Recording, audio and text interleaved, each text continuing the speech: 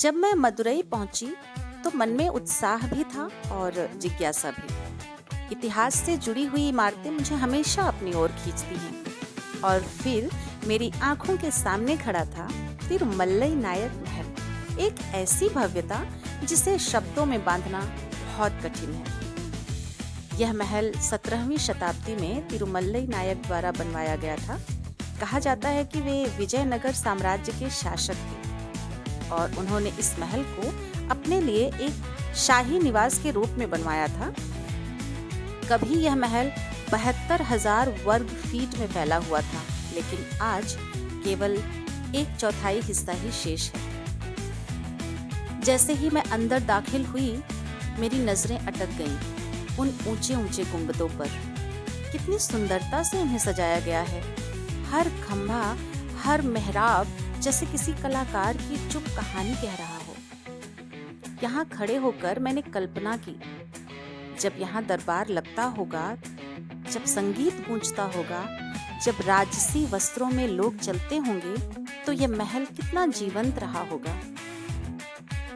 लेकिन हर समय हर चीज को बदल देता है। कहा जाता है कि महल का एक बड़ा हिस्सा अंग्रेजी शासन के दौरान नष्ट कर दिया गया था। महल के पीछे का हिस्सा पूरी तरह टूट चुका है और कई हिस्सों की सिर्फ नींव ही बची है। और फिर मेरी नजर पड़ी उन कांच के अंदर रखे बड़े बड़े मटकों पर। किसी समय ये भोजन भंडारण के लिए इस्तेमाल होते थे, या शायद कोई विशेष धार्मिक अनुष्ठान का हिस्सा रहे हों। यह सब देखकर मेरे मन में एक ही बात आई, इतिहास कभी पूरी तरह नहीं मरता, वह अपनी छाया छोड़ जाता है। इस महल की वास्तुकला द्रविड़ और यूरोपीय शैली का अद्भुत संगम है।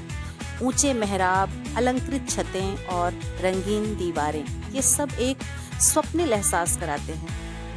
मैं एक कोने में खड़ी थी, हवा में उस समय की गूंज अब भी जैसे बाकी थी। कुछ रुक जाने को कह रही थी तो कुछ फिर से जीने को कह रही थी। और मैंने इस सफर से जाना कि महल केवल पत्थरों से नहीं बनते, ये बनते हैं यादों से, कहानियों से और उन संवेदनाओं से जो समय के साथ भी मिटती नहीं है। मैं तिरुमल्लई नायक महल को छोड़ के आ चुकी हूँ, लेकिन उसकी कहानी अब मेरे दिल में हमेशा के लिए बस गई है।